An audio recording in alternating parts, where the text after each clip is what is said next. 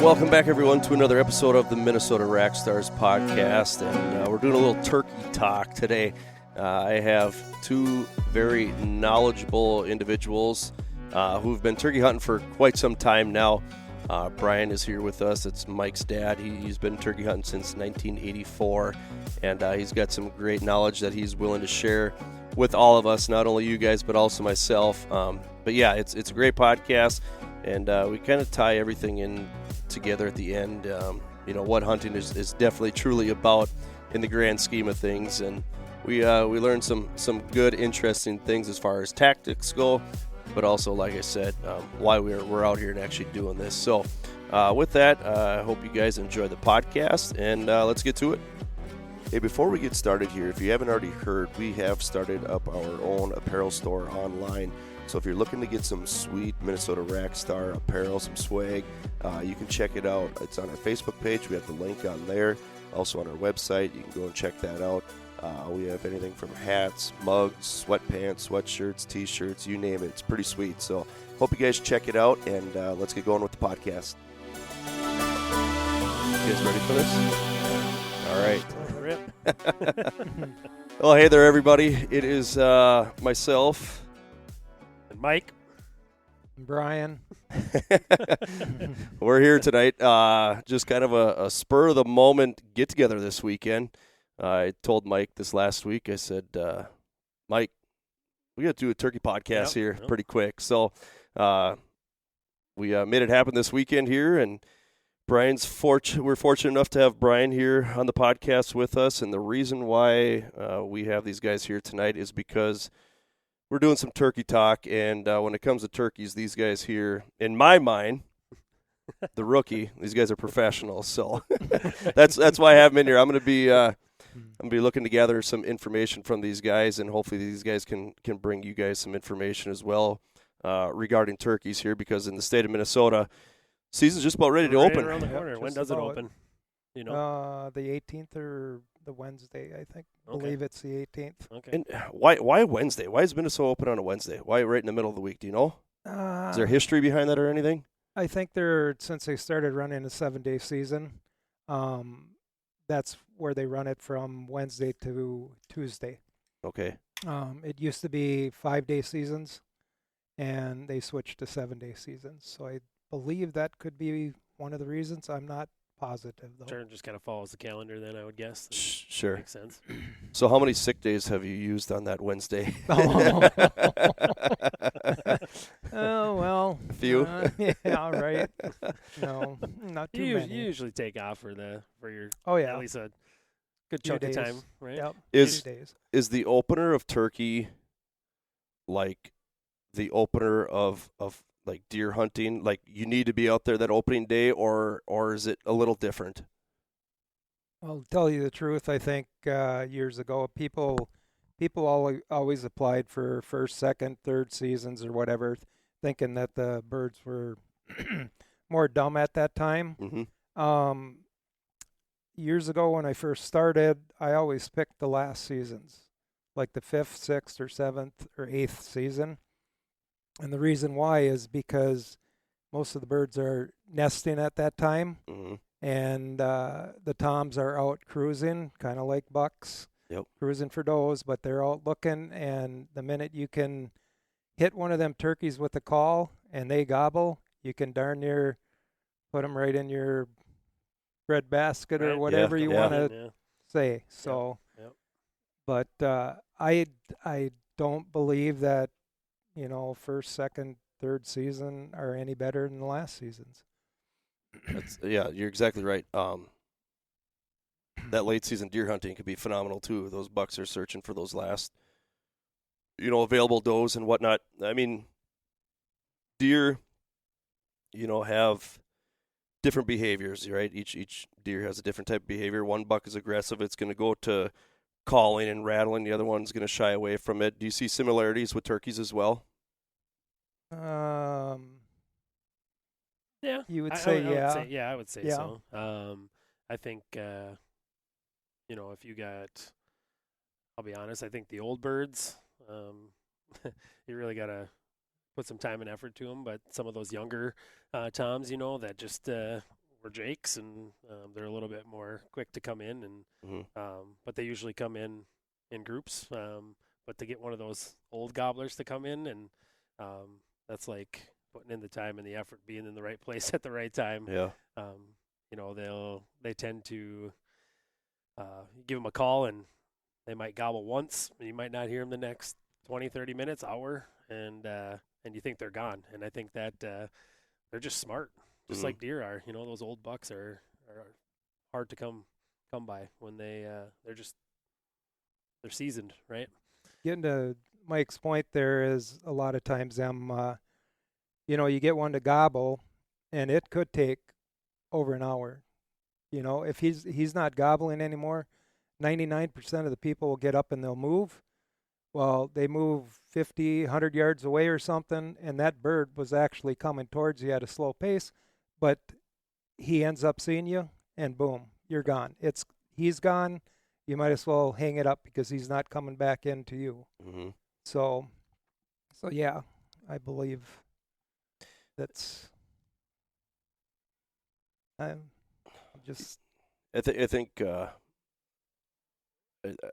getting a lot of information on you guys already, and the podcast is starting flying already. Let's push rewind here, okay, and give some people, the listeners out there, Brian, some background on when you started turkey hunting, maybe why you started turkey hunting, kind of how you got things rolling in the sport. Well, I got started turkey hunting back in 1984, which is a few years ago. A lot of you probably weren't even born yet, but anyways. You're later, baby. You're later. We were born. Well, yeah. So back then, they only had turkey season in southeastern Minnesota. And a good friend of mine, John Swenson, and his dad, Dwayne Swenson, had asked if I'd like to go try turkey hunting. And I said, absolutely, I would. I'd like to try any kind of hunting there is. And so anyways, the only places you could hunt down was, like I said, southeastern Minnesota. They didn't have turkeys up this way. So in 84, we went down there, and I'll never forget it. First day we were out there, back then you could only hunt till noon. And the reason for that is because DNR felt that the hens are nesting at that time. They don't want you to be walking around, kicking up the hens off their nest. At noon. At noon, past noon. Yep. Okay. So, do you think that's true? Do you think that holds true? I believe it. It probably does, okay. Definitely, because usually the hens are nesting between that 10 o'clock range up to 12 o'clock range. Sure. You know, they go out, they feed in the morning, and then when they're done feeding, they go back to nest. Okay. And I'll never forget down there, you could hunt till noon. Well, I'm new to the sport, so I had my only one box call, and I went out there, and I figured, well, I'm started at 6 o'clock in the morning, and I figured, well, I said, I'm going to set it out till noon. Yep. I sat in the same spot till noon, never moved, called, and I did have one gobble, which was pretty exciting. But I came back, and the guys that I were hunting with were sitting there, and they asked, what are you doing? And I thought, well, you can hunt till noon, I thought. Whoa, we were back at like 8:30 having breakfast already. And so I thought, okay. So that's when I first started. Yeah. I mean, I did not get a bird until actually my 6th season of turkey hunting. I went 5 seasons without getting a bird. Mm-hmm. The 6th season I did get my bird, and it was a pretty good bird. It was 24.5 pounds. It had a 10.5-inch beard and had 1.5 spurs on it. Jeez. It was a trophy. Any turkey to me is a trophy. But so anyways, that's how I first got started in it. So you said you hunted for 6 years before you got a turkey. What kept you going? To me, I feel like I tell people that I try to get into turkey hunting. I feel you're either going to fall in love with it mm-hmm. or you're going to hate it. Mm-hmm. And I absolutely fell in love with it. And my 2 boys, I think they did the same. I'd say no so. doubt. I don't know. I mean, Yeah, you can go yeah. one way or the other, but yeah, that's. So you said in '84 you heard your first gobble. What was that like? Oh boy, that was. Yeah, that was pretty exciting. I mean, when you hear one gobble in the morning, well, in fact, that was probably, if I remember right, probably about 11:30. Oh wow. You sat for 5 I hours. sat Holy for buckets. that 5 long hours, without, Yeah. without even hearing nothing Yeah. and not seeing anything, just sitting there. But you were a pro caller already by then, huh? With Oh. that box call, right? In 1984, yeah, Just I was yelping yeah, this yeah, thing. yeah. So yeah, Do you think that's why people either fall in love with it or not? I feel like for me, that first gobble that you hear, that to me was, and it's always stuck with me on why I love turkey hunting so much, is just that call and response, right? mm-hmm. You don't always get that in other animals that you hunt, or not as often. But I just feel like for you, probably even that first gobble is just, I don't know, that got me just stoked right away, and I was, Yeah. it's, to me, that's the turning point right there. Is like you hear that gobble right away in the morning, and it just gets you fired up. Mhm. I can turn you around on this one, but I can ask you right there, Joe. Mhm. How did you get into turkey hunting? Yeah. And how do you feel about it? Well, I think, in the grand scheme of things, I got into turkey hunting because you got into turkey hunting, because then you taught your son turkey hunting, and then he brought me along. So Yep. you're the Yep. reason why. Oh, okay. Well, Seriously, that's Yeah. that's the reason why I got out there, and you didn't really. You probably weren't even thinking about it that way, but kind of like you, some other person asked if I wanted to go, and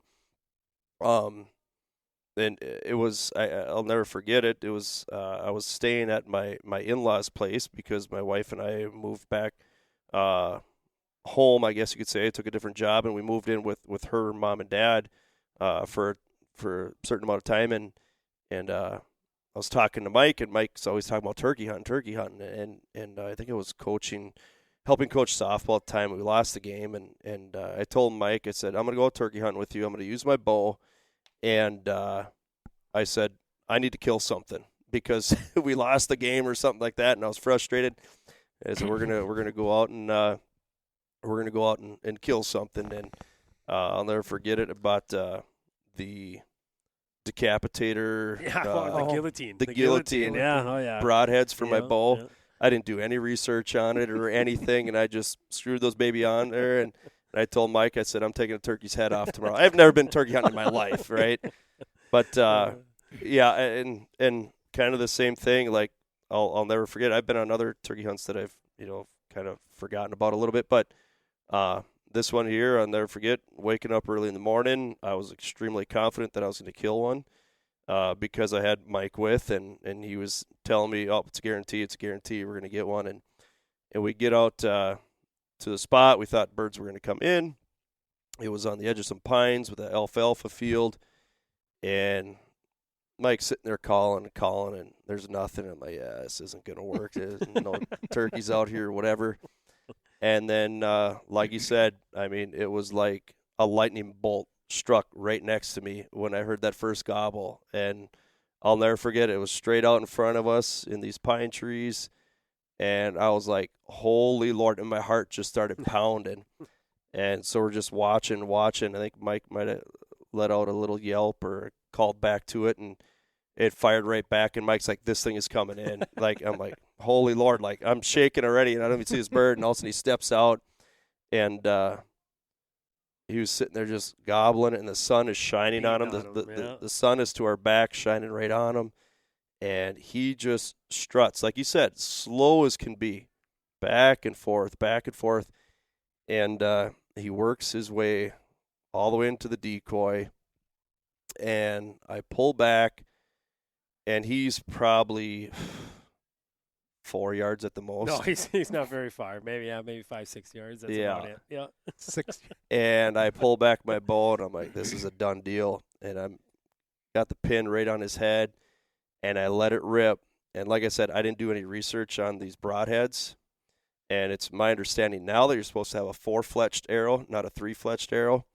And I shot, and it looked like a Nolan Ryan curveball coming out of my bow. 12-6 curveball, and it just went flying. And we watch it back in slow motion. That arrow just takes off, right and it just around it. yeah. Yep. So I grab another arrow, and I'm in panic mode now because the bird is still strutting around the decoys. And I pull back, and he's a whopping 6-7 yards now on the backside of the decoys. And I pull back, and I let one rip, and I clipped a feather because the bird kind of did a little shake. Yep.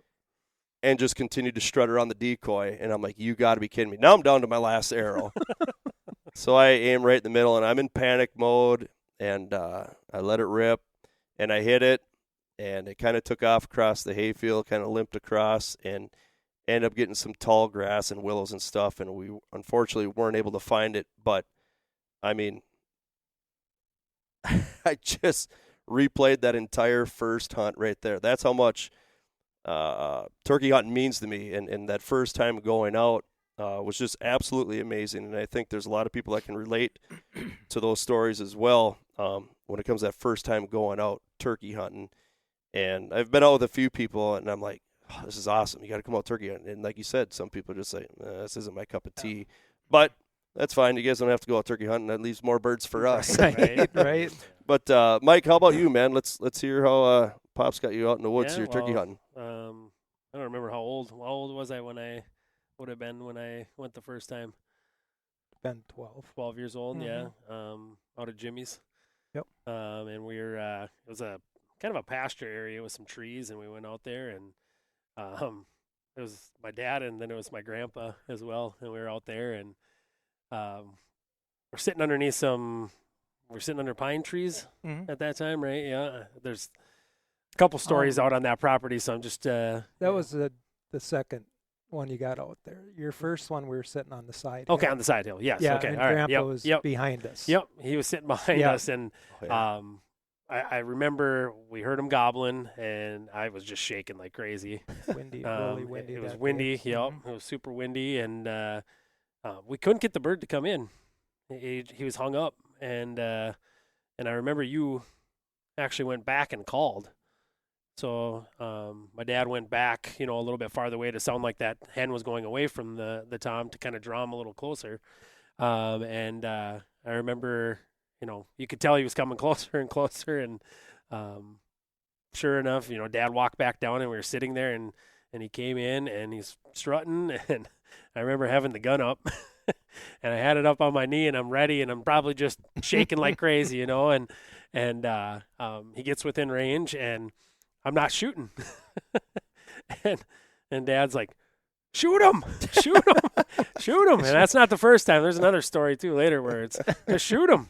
And I remember pulling the trigger, and I think all these podcasts that we've done, we've talked about how important hunting is to our family, and it's this bond. And I just remember I can still feel the hug that I got and the excitement from my dad, knowing that he just started a lifelong hobby with his son, and just dropping that bird and watching it flop, and then being able to go up and take pictures. It just those are the pictures that you just close your eyes and you remember every detail about those hunts. I think the one of the things I like most about turkey hunting is I don't have to watch my scent. I don't have to watch where I put my clothes. I can wear my clothes when I'm making my cup of coffee in the morning.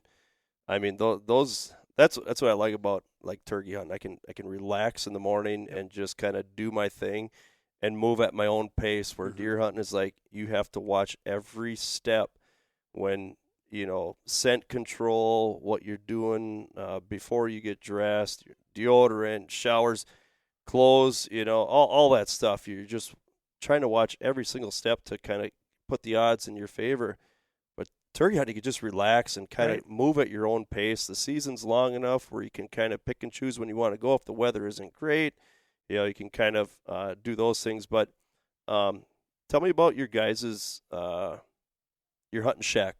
Tell me a little bit about that, and maybe some of the times you guys have had there, some of the best memories you've had at your hunting shack when it comes to turkey hunting, I guess. I'll leave that up to you. I guess I just put the turkey mounts up. And right. Which turkey shack are we going to be talking about? Are we talking about the old ski? Oh, you got a couple. Lodge, Okay. Which that's not really much anymore. No, It's not much probably anymore. all knocked over by now. But no, so when we bought when Mom and Dad bought one of the pieces of property that we have, we put up a pole shed, and the quarter of it is livable space, and it's not roughing it, Joe. It's not roughing it. Sure. We got a big screen TV out there. Was it at one point though when you guys first started, or did you kind of get going right away? Not this one. The other one The other one was okay. The other one. If you woke up in the middle of the night and didn't see a mouse running across the sleeping bag, that was the thing. I didn't even, to be honest, I didn't even stay out there very often until I got a little older. I don't know.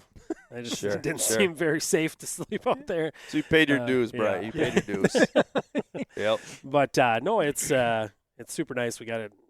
Obviously, when you walk in, you would know that we're diehard turkey hunters. There's a lot of deer in there too, but there's full body mounts all over, and as you can see in the basement here as well, we got a couple around here. But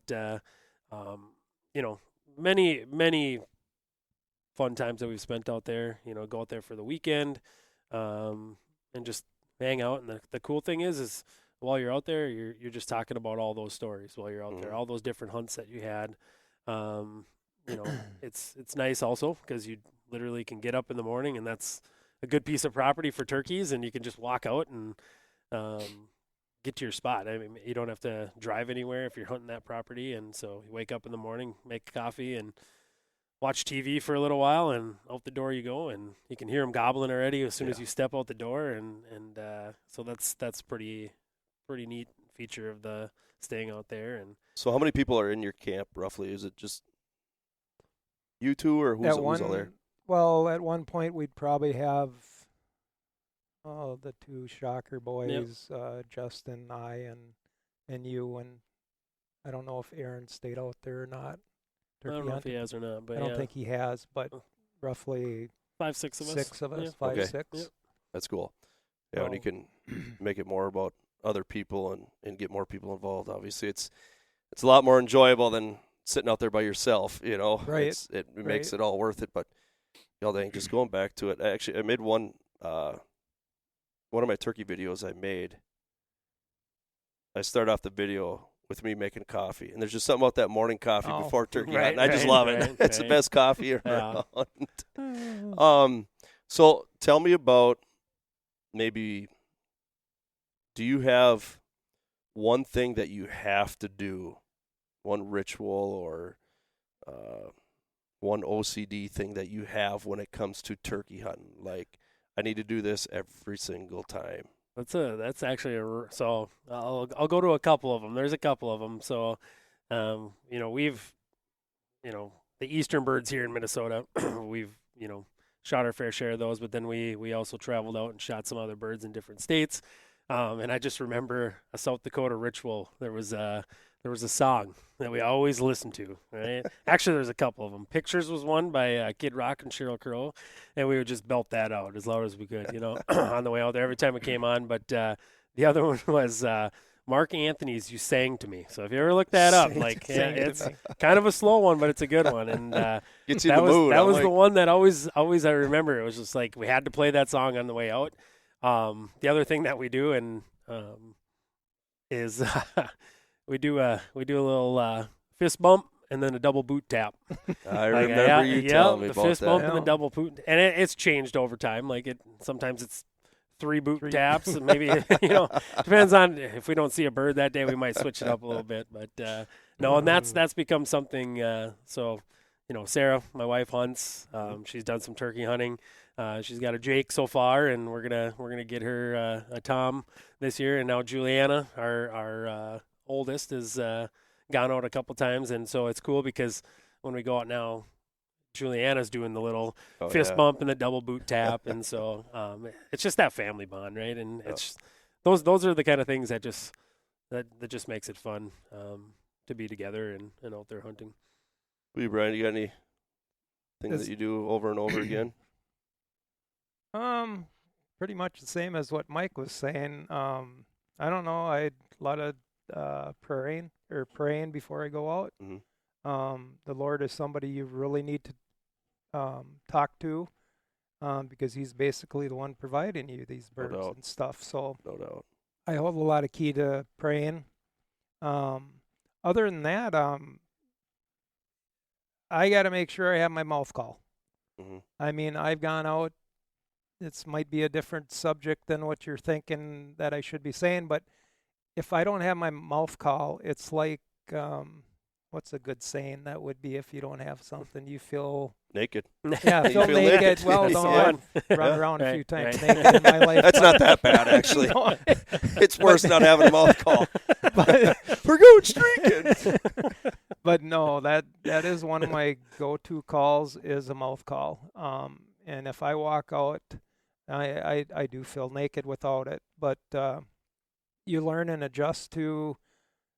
Not saying I can't use slate calls, I can't use box calls because I can use all of them, but my go-to would be my mouth call. Yeah. I probably changed the subject there a little bit. No, what you were asking, but that's good. Otherwise, I would say family. Being with family is the most important thing in the world, and being next to your two boys, your daughter-in-law, your granddaughter, and granddaughters to be. Growing up that's what life is all about. You know, Mike, you mentioned you get a bunch of mounts at the shack. Yeah. I can't walk around this house without bumping into a turkey. Yeah. I got a full body mount right behind me. A guy almost has to wear a cup around here because we just about went beak to beak here a little while ago. You got to watch out when you're around here. You guys just finished this mount over here. Yep. Why don't you tell me a little bit about that? So that was actually the bird that I shot last year.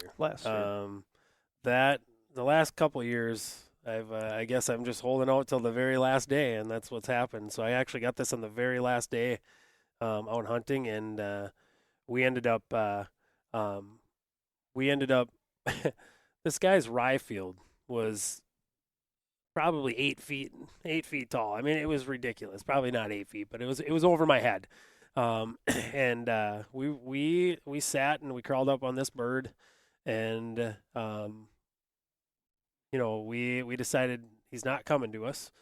Then we saw the hens. There were some hens with him, so he's kind of henned up, and so we made the decision to go through the rye field, and it was so cool because there was no way he was going to see us coming through there, and we ended up getting out to the end of the rye field, and it was a cornfield that had been chopped, and it was all, it was just dirt, and he was out there in the middle, and so what I ended up doing is sneaking around my brother and my dad. They were both with me that time, and I snuck out around him, and I pulled the trigger and shot it, and it's a good one. It's when I can finish that video and put it out there, it's pretty comical watching my dad and my brother run around trying to chase this thing as it's flopping around and trying to get it down, and so yeah, that was mine from last year, and it was a good bird. As you can see, it's got a good spurs on it and a nice fan on that. And where'd you get the idea on the mount? Actually, through I believe it was Pinterest. Okay. I believe Aaron Beyer, one of my buddies, looked it up online, and I think it was on Pinterest or whatever that. But maybe explain to everyone what it kind of looks like. It's got the wings on the side. It's got the fan above it. It's got the beard like in the center of it. And it also has the two legs with the spurs coming down off of the top part of the underneath the fan. We started doing them probably 3 years ago, and I'm looking more and more to doing most of them just like that. So where'd the wood come from? It's like an old barn wood is what it's used. Did you buy that, or did you pull it off of something? Pull it off of like old buildings and stuff that people were going to just trash anyways. So, and then actually we burn the wood. Oh, okay. So you put with the torch. Yep. You burn the wood and stuff to make it a little more authentic. But yeah, I've done maybe, I would say close to 100 of them. Not like this. Mhm. Yeah, Just not all with the regular, wood, yeah. just regular Mhm. fan mounts. I Yep. would say I'm close to maybe 100 that I've done I like the shotgun shell for there friends. Yeah. with the beard going into Yeah. it, hanging off that. It's pretty sweet. I forgot to even mention that Yeah. Yep. because that was, if you ask Michael whose gun that he used that day that he shot this one hill, he forgot his at home, so he asked if he could use mine, and I told him, this gun does not miss. Yeah. So it's a lot of pressure on a guy, So Joe. that's It's a right. lot of Don't put any pressure on a misses guy, in. you know, right? So you got the fan on top, you got the Yep. wings on the side, you got the legs mounted basically underneath the fan, centered.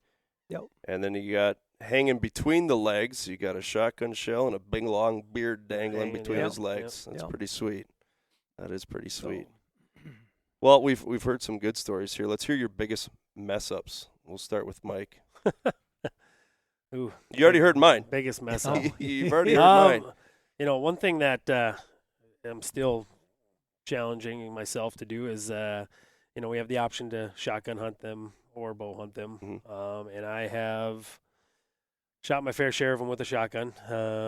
And so I've gone a couple times trying to get them with the bow. And I just remember I was with Joe. We were out hunting, and we called this bird in, and he came out on our right-hand side and, couldn't come all the way to in front of us, couldn't get a shot at him there. And all of a sudden he circled around the back of us, and he got out in the field, and he was kind of out in front of us and he wasn't running yet, but he was moving pretty quick across the field. I remember pulling back and I shot and kind of rushed that shot Joe would tell me still that that's the biggest bird in the world, biggest bird he's ever seen. By far. That's the one. I've seen some big birds. So I mean, technical error, that's me. Big yellow ones. I also think I've had my fair share of being impatient. Sure. Being impatient still to this day. Sometimes I rush and I overcall and I end up scaring a bird away. That's kind of the double-edged sword of turkey hunting is you want to hear them gobble, so you keep calling to them, and when they don't call, you're kind of like, where are they? Did they go away? And but I've had my fair share of incidents where I've had the birds. I've spooked them. I've got too close to them. And so I think those are some of my bigger mistakes that I've made turkey hunting. well, for that instance, you learn over the years of what you've done wrong. Yeah. And over as many years as I've hunted, I've done a lot of things wrong that the next year, okay, I know this isn't right. I'm not doing that again. Patience is a huge thing. Even when me and Michael have hunted together, it's like you get a little antsy because the bird does not call back, and you want to know where he is. But simply, that bird might take an hour, like I said before, hour and a half. Who knows? Eventually, he knows exactly where you are anyway, so he's going to come at some point. But other than that, I guess I don't know. No mistakes, this guy. This guy, Professional no, absolutely. I've made plenty of mistakes, and I've learned from them. Yeah. And I've tried to teach my boys the same thing. Okay, when they ask me, what do you think we should do, Dad? And I'll say, well, let's do it this way. Yep. If they want to do it that way, they can. If they don't, that's fine with me. But at least I told him or told them. The reason why I say him is because this guy right over here, he does not listen to me all the time. Justin, if I said one word, Justin is, yep, Dad. Okay, no, There's one in every crowd. Yeah, no, I'm just kidding. But one of the worst or the experiences I had is I was bow hunting just south of the Shedland, and I had a big tom come in. And it's probably around 6 yards or whatever that Joe was. And I filmed the whole thing. But I stuck him pretty good. The arrow stuck out of him. And I was all excited. And that's one thing you have to do is keep your eye on the bird at all times, because that bird will get up a lot of times, even with the shotgun. You shoot that bird, and he's going to just get knocked over. He's going to roll over. He's going to run away. So what I was getting at is my bird flips up in the air and lands on the ground, and I started to run after it. Well, it got up and took off running. And back in high school, I know I could have caught him. But I mean, this was like maybe 8 years ago, and I started running after this turkey, which there is no frickin' way I'm going to catch him with a bow and arrow. And I tripped over a barbed wire fence and fell on my face and watched that bird run away. And I never did find him. But that just one of them things. Biggest bird you've ever seen in your life. That was the biggest bird ever. They come and go. Yeah. So you what you were kind of referencing there with the being patient thing. So like when a bird is kind of hung up or it's not really closing that distance, like how long do you wait and be patient before you try to make a move, or what are some things you do to try to enhance him to come in your direction? Well, one of the biggest things is to realize, or if you can figure out if he's got a hen with him or if he's by himself. Because a normal bird will hang up 75 to 100 yards away from you, regardless. You know, sometimes they'll come running in. You know, other times they'll stand there because against nature, it's the actual hen that comes to the tom, not the tom coming to the hen. So patience that's a virtue. As far as like Michael said, when you talk about something like sitting there, the biggest thing is to have visual contact with the bird, where you can actually see what the bird's doing, and that's how you can use your calls to see how he reacts to your calls, basically.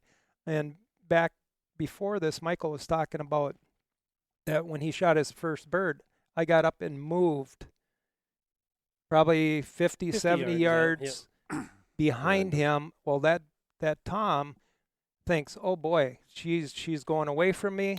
So he turns and he comes that much closer and cuts the distance in half, while the shooter's already right there, that halfway. But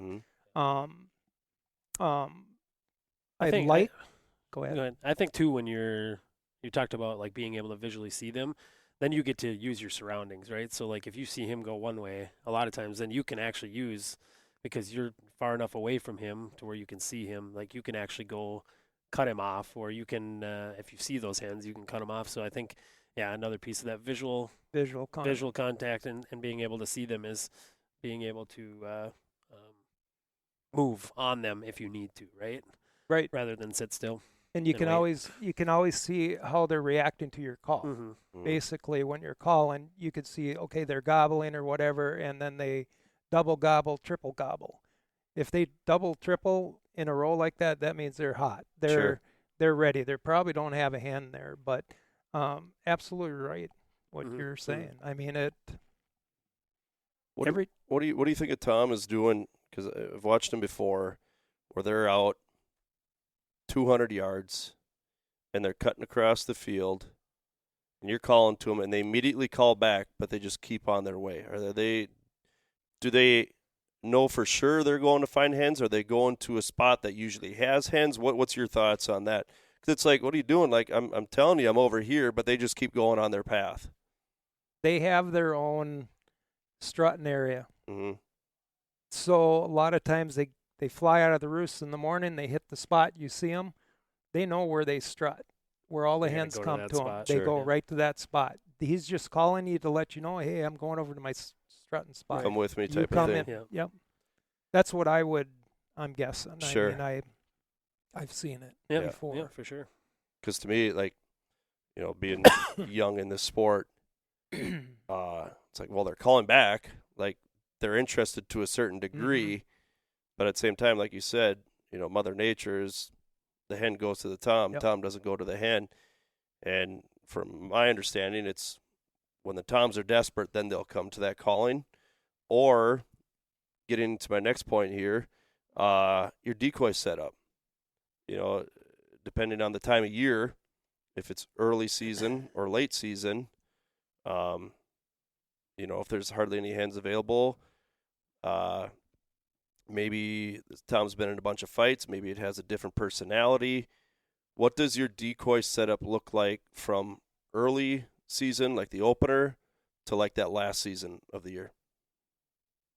Well, does it stay consistent or does it switch? Decoys can make you or break you, I'll tell you that. But early in the season, you usually want a Jake with a couple hens, like a half strut and Jake out, or we've used full body toms. Yeah. And they're still doing somewhat of their pecking order, I believe. I mean, it should be done by that time when it starts, but the pecking order probably is still going on. So they come up and they want to check out who this new guy is in town. Mm-hmm. Mm-hmm. Or if it's a Jake, they tend to want to come in and fight that Jake off. Yep. And then it's sometimes you watch 4 or 5 Jakes come in and bully that Tom and run him off. And I think that plays a huge role in it too. I think, not even from the beginning to the end of the season, but like, I'm just thinking like, what is that turkey experienced already? So has he experienced a bunch of Jakes running him off? He might be different about then seeing a Jake and being like, I ain't gonna go over there. It's not worth my time. Or do you know? I don't know. I think it changed. I think in the beginning I tend to use probably a half strutting Jake too, and I like to use a laydown hen because the laydown hen, is kind of showing that a hen's ready to maybe get bred, or if they see a laydown hen and they got a Jake or something behind it, then they're like, whoa, is that Jake, there to, and then you might draw them in a little bit. I don't know. I'm going to be honest, Joe. I think Minnesota birds are getting smart with decoys. Oh, yeah. I think lately, the last couple seasons, I might not even bring a decoy out, or I might just bring a fan. Like, that's the big thing now is we've actually had a really, to be honest, the bird that we were talking about before that's on the wall over here, we just held a fan in front of us, and it mimics that Tom strutting and coming through, and sometimes that's even better than throwing out decoys. I even if believe you're that sitting, point. like, and you just have that fan go back and forth, Bring like, it up, just bring it to down. kind of Sure. gives them that visual. But yeah, decoys have been tough the last couple of years. But to your point, Joe, beginning of the season, use your Jakes, your Jakes and your Toms. End of the season, if you're going to use any decoys, use just hens. Hens. As far as a bow hunter that you are, it's always better to have a decoy of some sort, Sure. regardless, because it's different than shotgun. Sure. Bring them in close enough, but excuse me. Let's get into this here as we're all kind of in this group conversation. Why don't you guys explain the picture that's behind us here, the old Grand Slam that you guys were able to accomplish? Was that 2 years ago now? It's 2021. Yeah, so it was Oh, like geez. 4 years ago. March already. like Yeah, yesterday. I think it just popped up on my on the feed. Yeah, I did. Yeah, why don't you tell me how that all come about? So, just to kind of talk about the Grand Slam. So, in the United States, and there's 4 main subspecies of turkeys. There's the Easterns, there's the Merriams, there's the Rio Grandes, and then there's the Osceolas. It's kind of like a competition once you start going, and we talked about it for years on trying to complete our Grand Slam, and so the bird that was running into Joe behind me here, that was my Eastern that I shot, and shot that here in Minnesota, and then we were fortunate enough to find Dad went out and found some really good land out in South Dakota, and we were able to get a Merriam out there, a couple of them, over the years, and then we were fortunate enough also to get hooked up with an outfitter down in Kansas, where I was able to harvest a Rio Grande, and then there was always this mystery one, right? It was this Florida bird. Like I think to anyone that's chasing the Grand Slam, it's probably the last bird that most people go get, right? Because it just I don't know. It's the other locations might, if you live in the Midwest, it's a little bit easier to get to those other locations and hunt. And so I'm thankful that Dad lined this all up for us, and we went down with how many guys do we have? What do we have? 6. 6 of us down there, and so we went down to Florida on a guided hunt, but it was kind of almost semi-guided at the point because we the first night they had 2 guides, and there was more than we weren't going to sit 3 and 3, and so we ended up splitting up and sat just out in the swamp area out in this pasture and didn't really know what the birds were going to do, and so that was our first night. And then the one night we're sitting around at the little shack cabin things that we stay at the house, and we just said, the guide said, well, who wants to sit with who tomorrow? And I just remember Dad saying, well, everyone's kind of throwing in their pieces of where they want to sit and where they want to go, where they've seen birds. And I just remember Dad saying, well, it'd be kind of cool if I could sit with my boys tomorrow. And I remember we're like, yeah, let's do that, right? And so we what day of this was the hunt? This was day 3? 3 out of 5? Or No, 4. 4. And you guys didn't yeah. sit together prior to this on this hunt. Me and him we did the first night. Not all day. together. Yeah. No. But not all together. So I remember we woke up that morning and it was raining. And they're just like, my wife, she's sitting over here in the back of this room here smiling at me because she cracked the code. That's another misconception that turkeys are going to hang out in the woods or hang out, not come out. That's complete opposite. I think turkeys move more during the rain than anything because the bugs are coming out and the worms and everything for them to eat. And so I just remember we went out and we were hunting a blueberry farm. It was a blueberry farm, kind of unique. And we all sat together, and I had, I had my GoPro and I had my phone. We had our phone just in case something came in, and I don't know. When we were calling for a while, we didn't hear them right away. Right, it was pretty. There was a couple behind us on our right hand side that I can remember, but they sounded like they were fairly close. But Justin, I can remember Justin saying something about, hey, there's 3 of them way down on the left side of us. And I put my binocs on it and I went, shit, Justin. I said, oh, sorry. Don't worry, it's going to get worse. Okay. Anyways, I looked at him through the binocs, and of course my eyes must not have been working very well, but I thought there were 3 hens coming.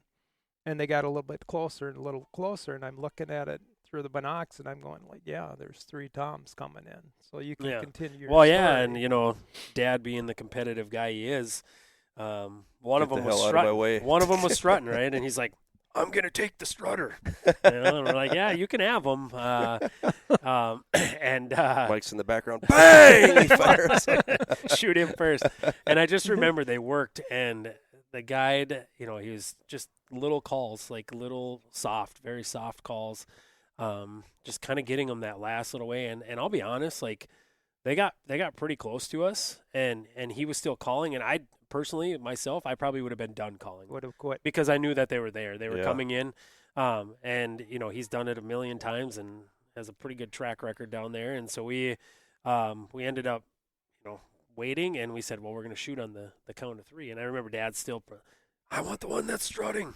No, he said it again, I think, pretty sure. But anyways, it's so cool. It actually lined up where that the strutting bird actually came to his side. My dad, it was me on the left, and then it was Justin, and then it was my dad sitting in this blind in the and we're talking like a little pop-up blind. We had 4 guys sitting in this little pop-up blind, and the guides behind us, we gave them one of our phones. And we all said, we got great video of this, and we said 1, 2, 3, and we all shot, and we dropped our grand slam together as a trio, and that's probably a story that there's probably not. There might be 1 or 2 more like that somewhere in the world of people going out, but that's a pretty incredible story to be able to count to 3 the grand slam. Complete the grand Father, slam together. 2 sons, all at the same time, same blind, on the count of 3. What does that mean to you, Brian? Oh my God! If you would have seen me that day, my tears were just rolling. I mean, it meant so much to me to be there with my 2 sons and to be able to finish such a great achievement together. Granted, it took me, 40 or 36 years or whatever it was at that time to finish mine. And these guys finished it much earlier, which doesn't make any difference. But yeah, I just thank Jesus for what he did, and to let it happen the way it did was just absolutely incredible. Yeah, and the guide too, he filmed the whole thing. Yeah. Got everything. And he says usually the first instinct is when they shoot, he throws the person's phone to the ground because he said, I need to make sure they stay on the birds because if you hit one and it goes away and you can't find it, it counts as your bird. Right. And so he just wants to make sure that we're successful. And so everything just lined up. It was just obviously, like Dad said, God had a plan for us to finish our Grand Slam, and that's what we did. And now it's. If you can remember the video, you're talking about the strut and one. Well, I should have been able to I planned the trip. Oh, yeah. I'm not worried about that. My bird was actually bigger. But it was. but just to be able to see at that last moment, closing in at 20 yards, it was, I tell you, like 3 seconds maybe. The strutter was where Michael was going to be able to shoot him, and at that last 3 seconds, the strutter went around him and come on my side. It was perfect. That's crazy. So, I mean, pretty incredible. I would have been happy without shooting the strutter. I was just right. And we ended up. Did we? We filled out. We filled out, right? Yeah, because all six of us filled out. Ended up getting ours. Yep. Well, I'm going to ask one last thing here. Just give one tip for people out there for this year, or anything you want people to take from, whether it's a strategy, a tip, or just things they should keep in mind when it comes to turkey hunting. I have a few of them, but one of the biggest things is your scouting. Get out there and scout the area that you're hunting. Figure out a turkey's pattern, because a turkey will stick to that pattern till he's broke out of it. And as far as I've been fortunate enough to have good friends at land that I hunt on and stuff, and private land still just as good. I've shot a lot of birds on a private land. Sorry about that. Public land. Yeah. Yep. But to gain permission on people's property is huge. But one of the things, is scouting. I scout quite a bit. I haven't over the past few years, because I know the birds are there every year.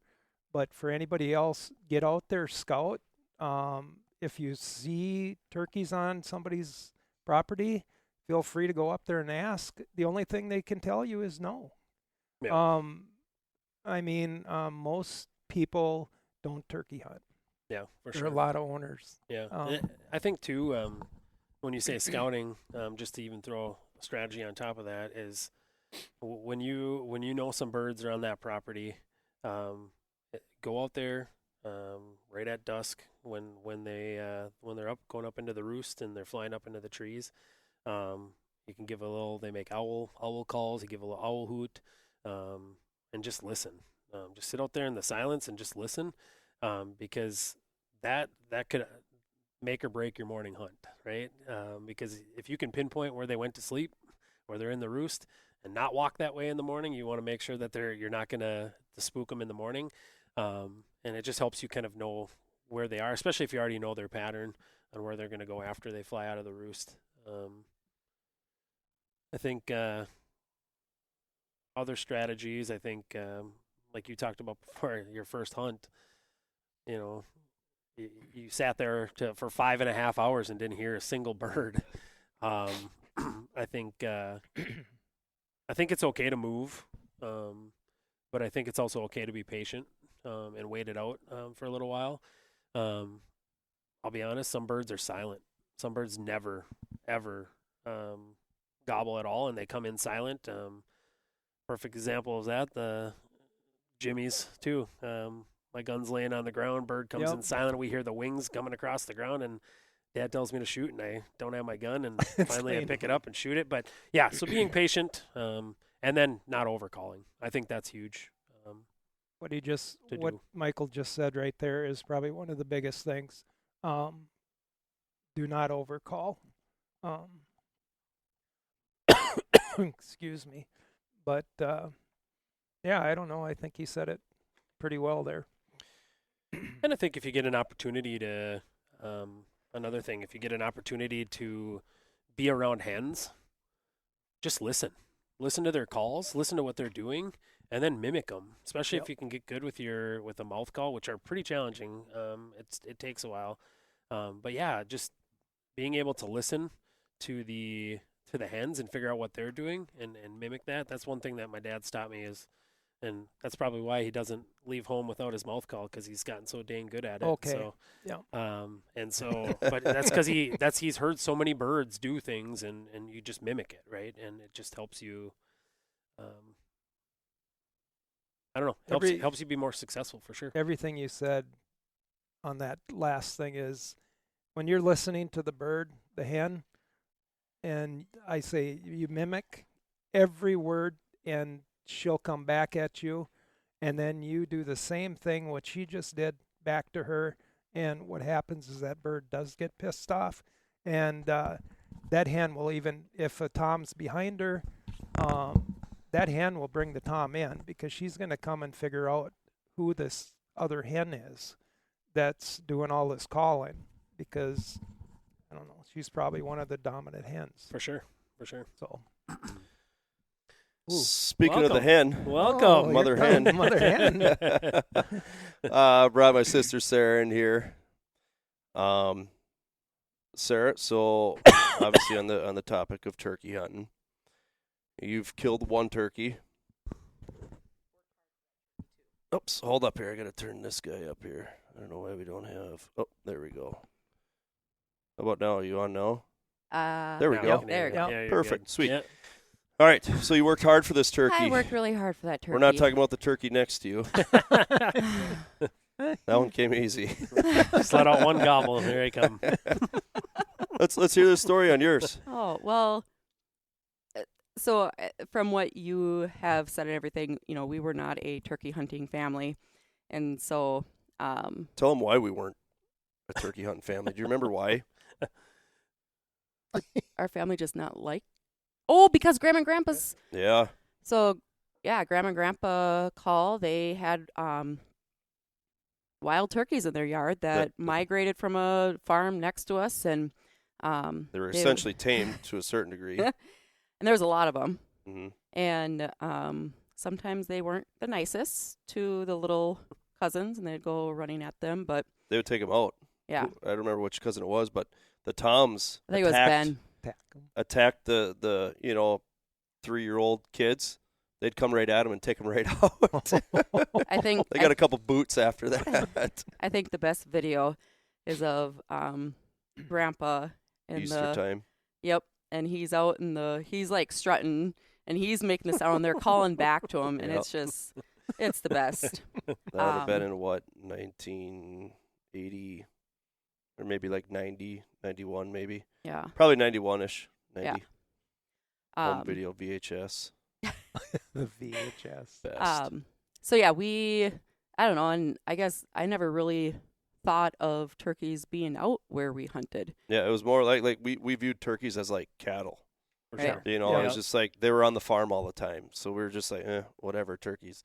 That was, we were big into deer hunting, but it wasn't ever turkeys. It was just a stupid turkey to us. Right, You know what I right. mean? Well, to a certain degree. I remember too, like when I did meet Mike and you guys were talking about turkey hunting, I was like, where are you even gonna go? I haven't Right. seen any turkeys. And then when you said, I'm like, really? And then our uncle's like, there's tons of them out there. I'm like, huh. Mm-hmm. All right. But no, the very first time that I went turkey hunting with Mike, it was out by like the car graveyard, whatever property yeah. that is. But we were sitting out there, and I brought my iPad, and I started filming. And he looks at me, and he's like, "What are you doing?" Like, I'm filming our hunt. And so I explained, like, growing up, it was either hunting or sports that was on our TV. So, Yep. but anyways, I hadn't hunted turkeys until I was pregnant with Evelyn, Right. I don't think I went before that. Yeah. Anyways, the year before I got my turkey, I was extremely pregnant with Evelyn, like a month before having her, and we went out to a couple different places, and one of them, what did we walk, 2 miles? Oh, it was a long ways. It was a long walk. I don't for recommend sure. taking Yeah. somebody who's almost 9 months pregnant in a 2-mile hike through up and down and warm weather, but going with like the calling and stuff like that. Mike called this bird in. What? It was a long ways. It actually, there's a from where we thought the bird started. I called him all the way around the slough to the other side. And, I mean, it's not a short distance at all. And you could hear him. Yep. Well, we actually thought that he was turning back around and going the other way because we're like, oh, it's sounding distant again. But then all of a sudden, it was sounding close, and so I first was up against a tree, and then I went over to the other side, and there was this trail that was coming right towards us, and we were kind of on a ridge in the woods, and I had never experienced drumming. Mm-hmm. Oh my goodness. Like, when I could actually hear and feel that drumming, I'm like, he's close. Mm-hmm. Like, super close. And so Mike was behind me, filming and calling, and he was saying, shoot. Well, I couldn't see the bird yet. Sound familiar? Shoot. Right, Shoot, right, yeah. right. I could see that bird plain as day. I was just shaking too much. And I seriously couldn't Yeah. see him. Like, there was a tree, and then all of a sudden I saw him, and I don't know if I wait a little bit, but I did not take a deep breath in. I did not make sure I was steady. Mm. I was just like so, like, it's like deer hunting when, that big one comes in or anything comes in, your heart just starts pounding. And it was my first bird that I ever had come near me. I don't. That one, I don't think you even took Oh, a shot. I shot not at it. Not at that one. I'm No, you're talking about the one that was out by out on Pig. where were we out? was that out by the Buckman? yeah That one came right in too. That was like from here to the computer away. From yeah in front that of one you. that one I was a little excited. I You didn't did breathe. shoot like 6 times on that one. Sorry, You Uncle only Dale, get if there's some BB holes in your deer stand. Hey, I did get blood though when we were trying to see if I heard hit it hit. I heard it hit. I did get well. That was the window shattering. That was the window shattering. Well, and Mike's like, well, maybe your gun isn't on. So we found did we see like a little target out there? We put it somewhere, and I somewhere, shot, yeah. and I was Blew it up. dead on. It was But spot on. Yeah, I mean, every BB hit that target. Not a one miss. so I was kind of down in the dumps because I think we even went to another place before that, and then we decided to go out to Belgrade area, and no, that was the year that I actually shot the bird.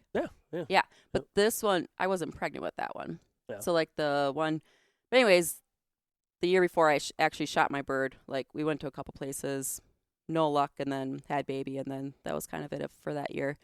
But no, the year then that I got this bird, no luck around here or around our hometown area, and so we decided to go back to Mike's area, and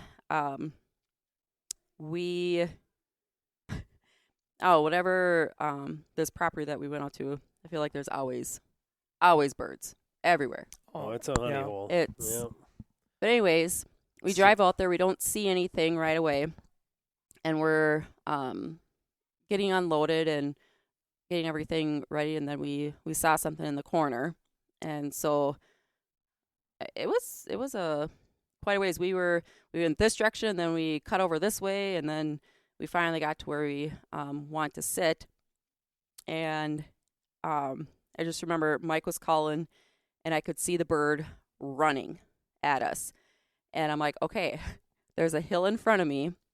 When he comes over that hill, like, I have to be ready to shoot. Like, when he's and so came over the hill and saw him and shot and dropped him, and I jumped up and screamed some words. Some explicitives.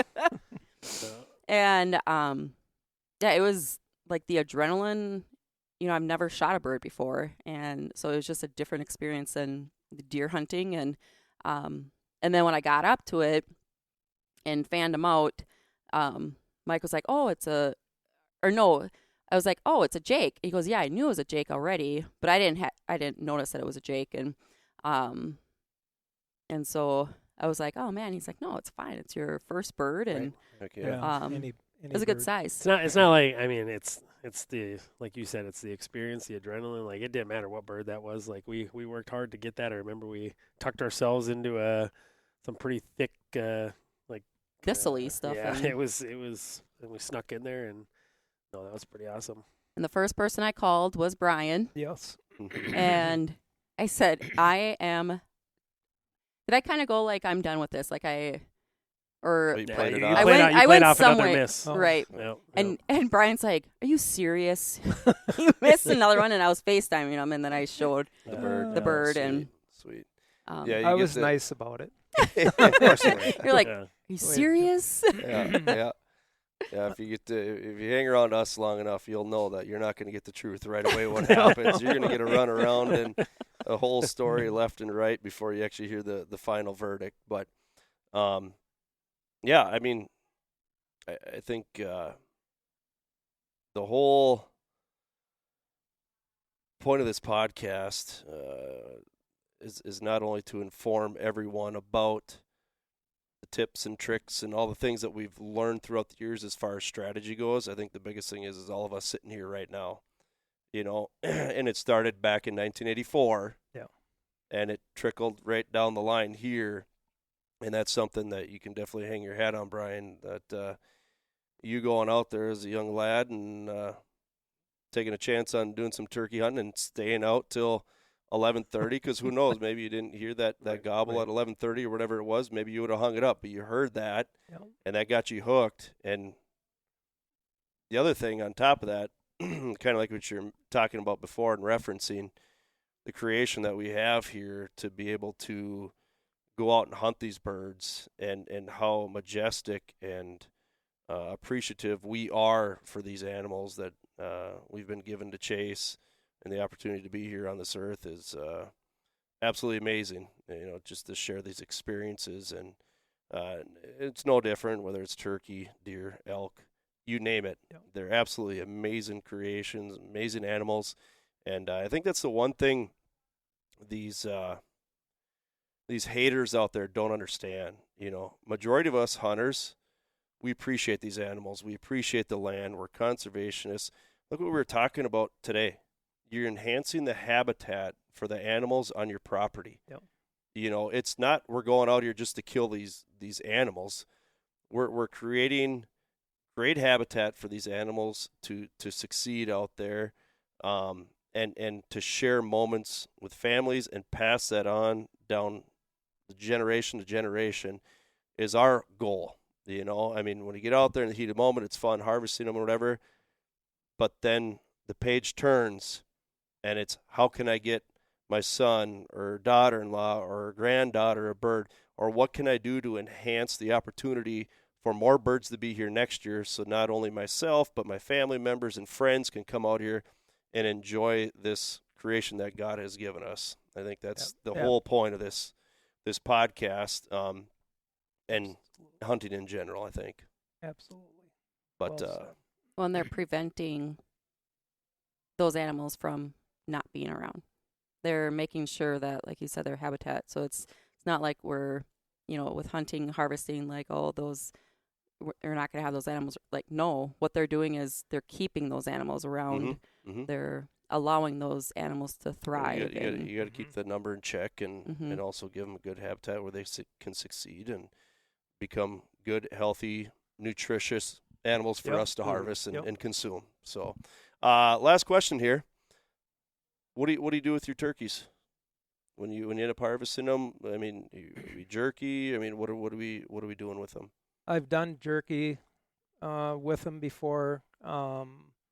I've actually marinated them. I usually only take the breasts out. Yep.